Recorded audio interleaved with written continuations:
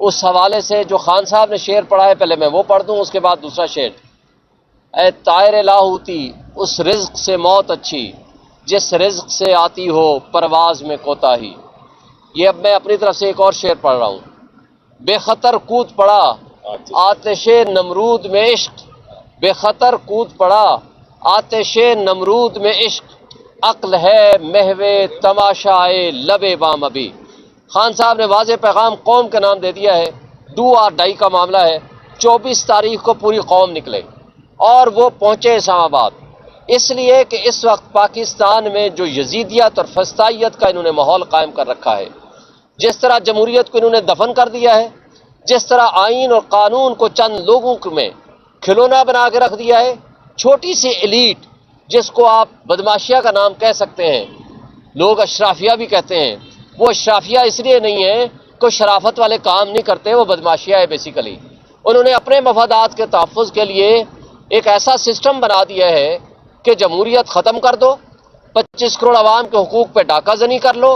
ایک 100 کارڈ جو کہ ڈاکہ زنی کے ذریعے وجود میں آنے والی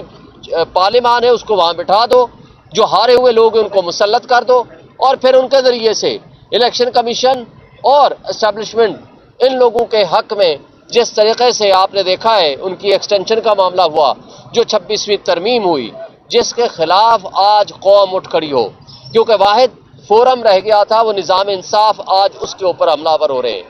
جب آج یہ حالت ہو گئی ہے تو 25 کروڑ عوام کے حقوق کو انہوں نے غصب کر دیا ہے۔ آج ہمارے پاس کوئی آپشن باقی نہیں رہا سوائے اس بات پہ کہ قوم اٹھے، لوگ اٹھے اور اپنے حقوق کا تحفظ کریں۔ جب عوام اٹھا کرتی ہے، خان صاحب نے فرینچ ریولوشن کے حساب سے بھی بات کی اور بھی کئی حوالے دیے، جب عوام اٹھتی ہے،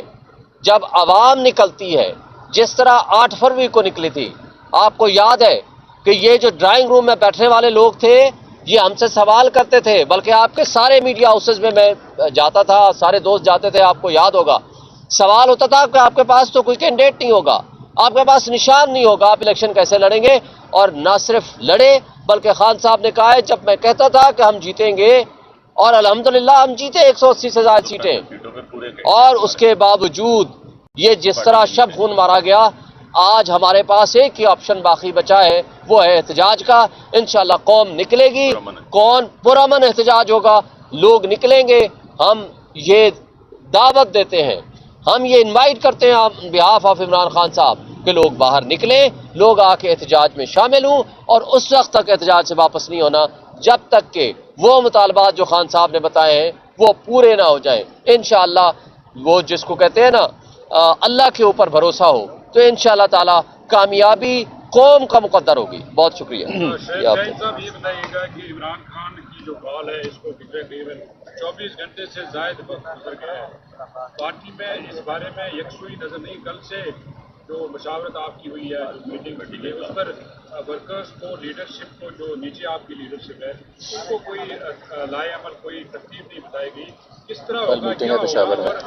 دیکھیں اس سلسلہ میں ہماری میٹنگز جاری ہیں، پورا کل پشاور میں بھی ہے، پوری تفصیل کے ساتھ قوم کو ہم اعتماد میں لیں گے۔ خان صاحب کا پیغام ہی کافی ہے، وہ کہتے ہیں نام ہی کافی ہے، پیغام ہی کافی ہے، خان صاحب کا 24 کو نکلنا ہے، باقی جو تفصیلات ہیں کل انشاءاللہ ہم جاری کریں گے۔ بہت یہ بتائیے گا کہ جو احتجاج کے بارے میں جو کال جب آئی تھی اس کے بعد کہا تھا کہ پارٹی میں بھی ڈویژن ہے، بہت سارے کوئی ڈویژن نہیں ہے، وہ لوگ نہیں چاہتے کہ لوگ اس طرح احتجاج کے لیے ڈو اور ڈائی کے احتجاج کے لیے دیکھیں کوئی ڈویژن نہیں ہے۔ دیکھیں جب ایک رائٹ کنکلوژن تک پہنچنا ہوتا ہے نا تو پھر جب کوئی پارٹی میٹنگز ہوتی ہیں ڈیموکریٹک پارٹیز میں ڈسکشن ہوتی ہے، اس کو کہتے ہیں اختلاف رائے، پھر رائٹ کنکلوژن تک پہنچنے کے لیے۔ لیکن یہ تو کال ہماری پارٹی کی تو نہیں ہے، یہ کال ہے خان صاحب کی، خان صاحب کا ایک پیغام آیا ہے اور اس پیغام پہ پوری قوم نے لبیک کہنا ہے، پارٹی نے بھی لبیک کہنا ہے، کوئی اختلاف رائے نہیں ہے۔ صاحب آج ملاقات کے دوران پارٹی رہنما آپس میں الجھ گئے، وہ کیا معاملہ ہوا؟ کون الجھا؟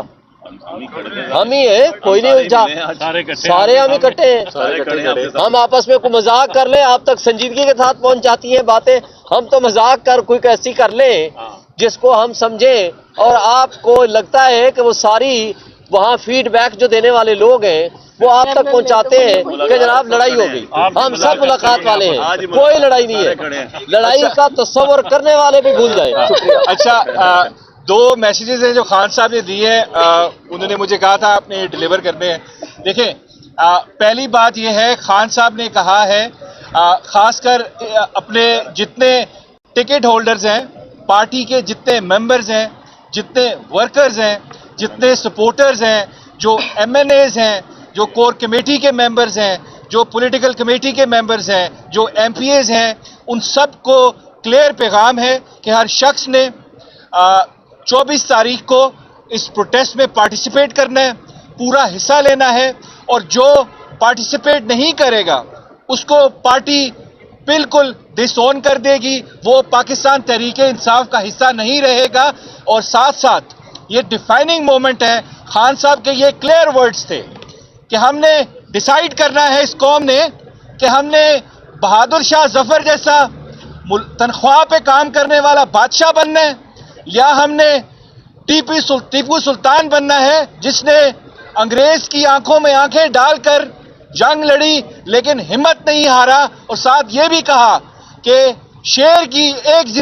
دن کی زندگی جو ہے وہ گیدڑ کی 100 سالہ زندگی سے بہتر ہے. سو ہم نے بہادر شاہ ظفر نہیں بننا, یہ خان صاحب کے کلیئر ورڈز ہیں. ہم نے تنخواہ پہ کام نہیں کرنا, اس ملک کی 2% ایلیٹ کی جو ہر چیز پہ قابض ہیں, جو آئین پہ قابض ہیں, جو قانون پہ قابض ہیں, جو اکانومی پہ قابض ہیں, جن کو لگتا ہے وہ قانون سے اوپر ہیں, وہ آئین سے اوپر ہیں, وہ چاہیں تو کوئی بھی کانسٹیٹیوشنل امینڈمنٹ بھی کر سکتے ہیں, اس ملک کی پارلیمنٹ پہ قبضہ کر سکتے ہیں, اس کے اندر گھس سکتے ہیں, کچھ بھی کر سکتے ہیں کیونکہ وہ آئین اور قانون سے اوپر ہے. اگر ہم نے بہادر شاہ ظفر بننا ہے تو ان کو پھر ہم قابل قبول کر لیں, لیکن اگر ہم نے ٹیپو سلطان بننا ہے تو ہمیں باہر نکلنا پڑے گا. اور یہ پی ٹی آئی کی جنگ نہیں ہے, یہ اس ملک کے ہر اس شہری کی جنگ ہے جو آئین پہ یقین رکھتا ہے, جو بنیادی حقوق پہ یقین رکھتا ہے, جو سویلین سپرمیسی پہ یقین رکھتا ہے, جو چاہتا ہے کہ اس ملک میں وہ پارلیمنٹ الیکٹ ہو کے آئے جو عوام کا چہرہ ہو, جو true will of the people who. یہاں پہ دو شخص میرے ساتھ کھڑے ہیں, ایک علی جان